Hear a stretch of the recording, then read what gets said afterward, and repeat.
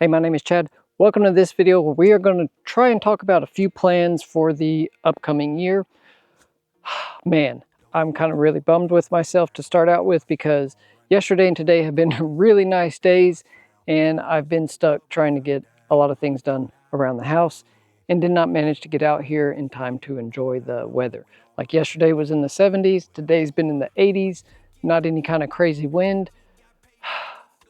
Sometimes life just gets in the way and prevents the fun things from happening. So that's the bad news for today. So let's talk about some hopefully good news coming up. Two things I wanted to show off just to kind of get this started and talk about some changes and updates I'm making with the hopeful intention of doing better this year. So these right here are some glasses from that Hunter's HD Gold company. I am testing them out. I want to see if I'm able to downrange differentiate my targets from the backdrops that's behind them. My match coming up in 2 weeks is going to be at the same location where I had huge difficulties with that last month in December. So ideally, these are going to, hopefully, if they do what they're kind of marketed to do, they'll let me see the target and differentiate it from all the rocks and or trees behind it. So we're giving them a test. I can definitely say it brightens everything up quite a bit, and they're supposed to be kind of a transition type lens, so should darken and lighten itself depending on sun conditions. But it really does make things bright, so greens kind of pop.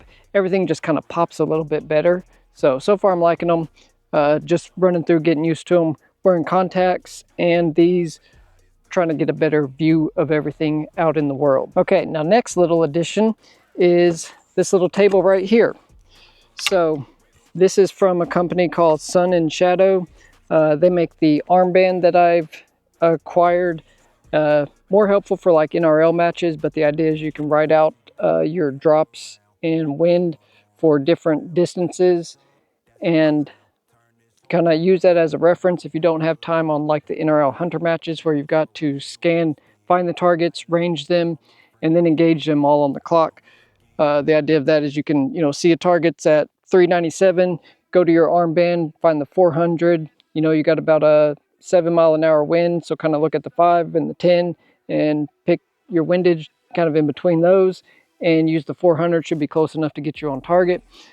For matches like that, it is much better to use your tripod as kind of like a table. So the idea is you'll typically take your bag and plop it on top, use that, which with the Game Changer bag, it can kind of roll over and do a pretty decent job of it. What I was noticing is with my binoculars, I want to be able to get them settled in place and then drop them down somewhere. I need to find a better place to put my binoculars instead of hanging them around my neck where they'll swing around. So I've got a few ideas I'm going to test on that, and maybe use the bino pack that comes with it, like the chest harness type thing, and just use them, drop them back in there, and then move on to the shooting part of the stage. But the idea with this table, it's got a ARCA lock on the, or ARCA clamp place on the bottom. So you should be able to use your ARCA type tripod, lock it in place. That just gives you a larger work platform. It does have some M-lock on the sides, these little wings at the front and back, or side to side, however you mount it. But that lets you set a bag in here, and it's gonna have a little more resistance if you're pushing on it or anything like that. M-lock, so you can mount different accessories. And it does have a large threaded hole here, so you could hard mount like a Kestrel to it, something like that. So I'm considering making a little mount and put my Kestrel on the side here, and then just have my bag where I can plop it down, and that just gives you a larger, more stable work area. So instead of my bag kind of rotating a little bit, it's more solid up here.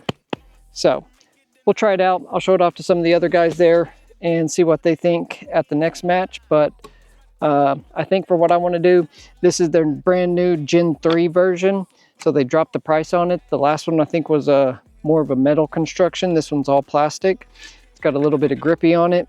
So we'll see how this works out for my NRL type matches. Pretty happy with it. I just wanted a more solid workstation so I can get laid down with my binoculars, look through, range them, and then maybe just drop them right into the bino bag. I'm starting to see the point of having that chest harness, so I'm going to try and get mine set up better. I usually just use it as a storage bag, but I'll probably use it for what it's intended for coming up soon. Okay, so you probably won't be able to see this very well, but this is a primer depth tool that is sold by a company called Accuracy One. And after my last video where I was kind of trying to figure out what the best thing to do with my primers, one of the comments reminded me of the crush concept, which I totally skipped. I just went with the basic, standard that works for everybody. Just seat it till it's flush with the bottom of the case and go on with your day. That's all I've done, and I have not done a crush test. So the concept is you're going to actually compress the primer cup down into the anvil a little bit and seat it below flush. This is going to be a tool for me to properly measure my pocket depth and then the primer height and get the average, and then be able to crush the primer a little better into the primer pocket.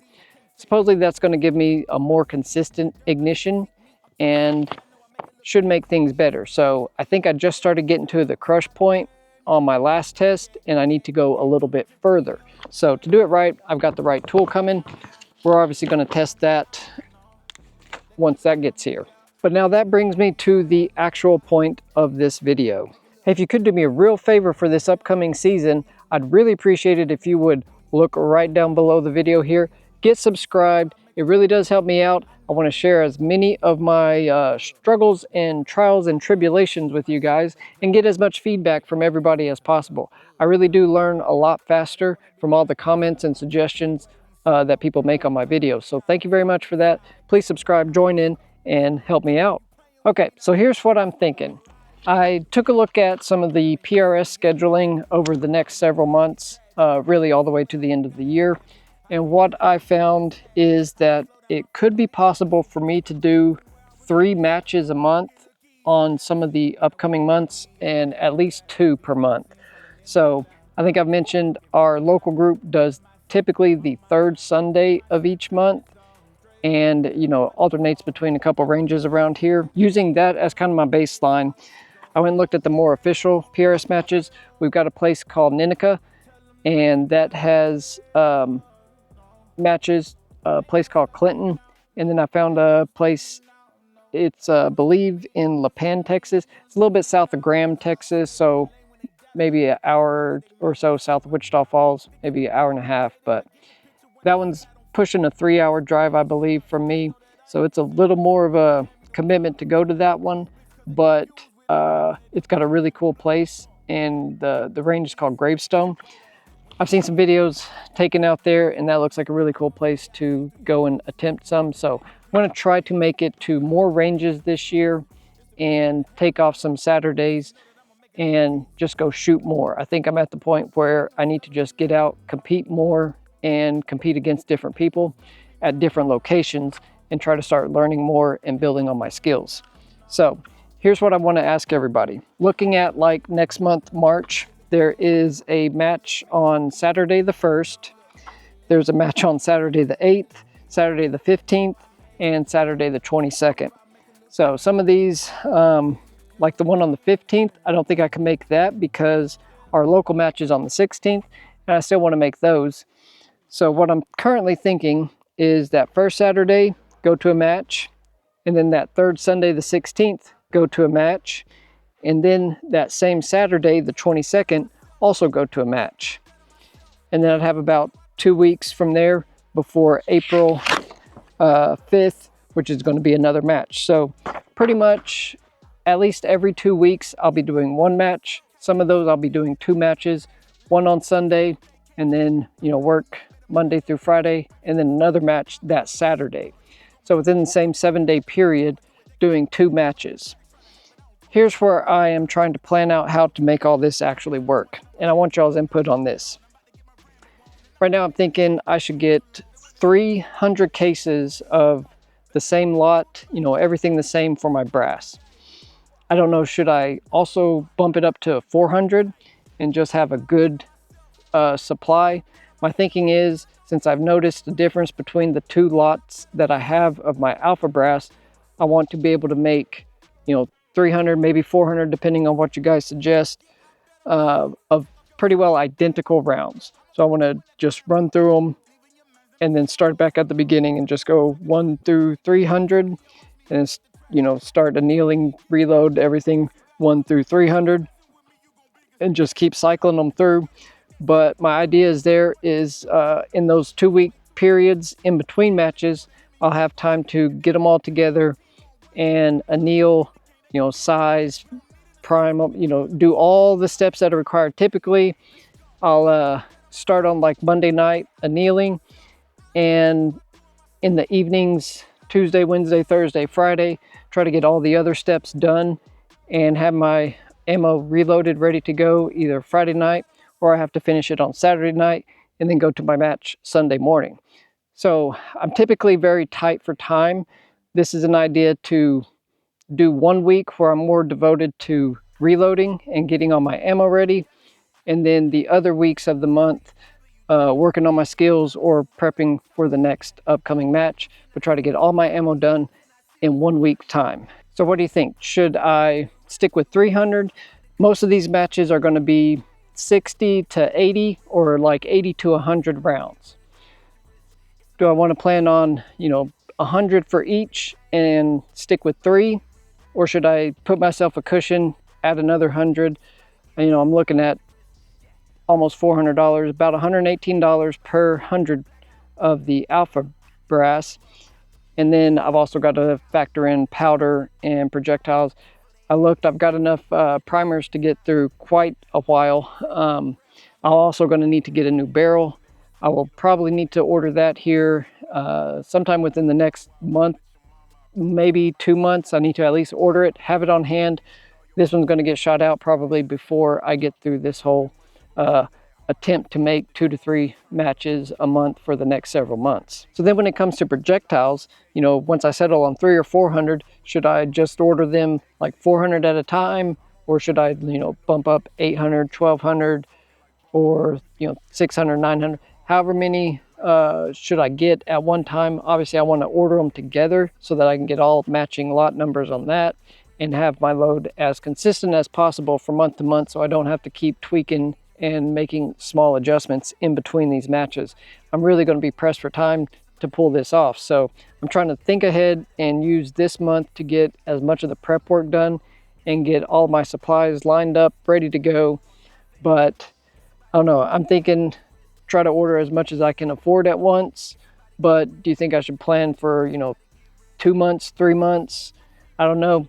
I'd really like your opinion on that as well. The main thing is going to be the brass. Do I want to do a 300 or a 400? And then that'll help me kind of determine what I want to do so far as projectiles go. I've got another 8-pound jug of powder that I'll be starting soon. So, you know, once I get halfway through that, I'll just restock that and be ready to go there. So what do you think? Please let me know down in the comments, what would y'all do in this particular situation? So I've already got it kind of lined up with my work. I'm gonna take off, at least write down to take off all these Saturdays that I'll need to be missing.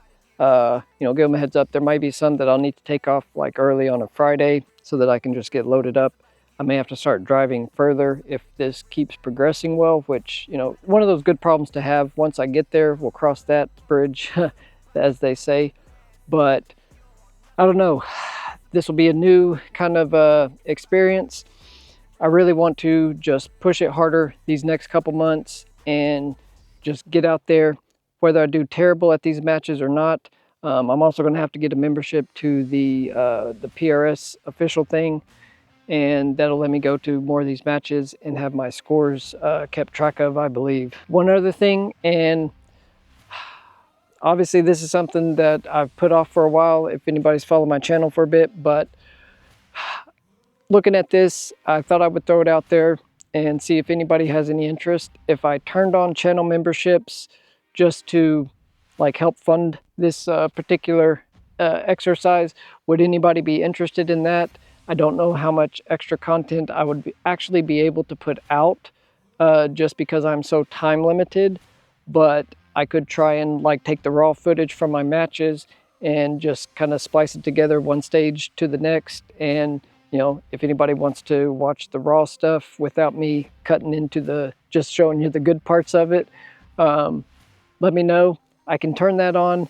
I just haven't thought that I really have anything additional to offer, so it's not something that I have looked far into. But if anybody wants to help out with, you know, the monthly expense of projectiles, I can definitely do that, and it would be a huge help. But obviously, if there's no interest in it, we ain't going to worry about it.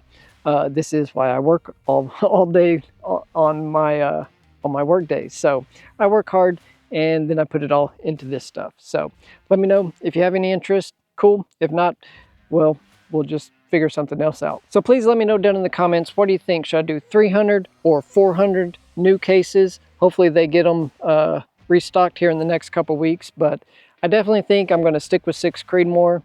You know, there's some possibly better calibers I could switch my barrel out to, but I don't know. I'm pretty happy with this one, and I have fun with it. So I've got my load pretty well figured out. I think my best bet's to just stick with what I've got, up my quantities, so I'll have a lot more of the same consistent stuff going forward.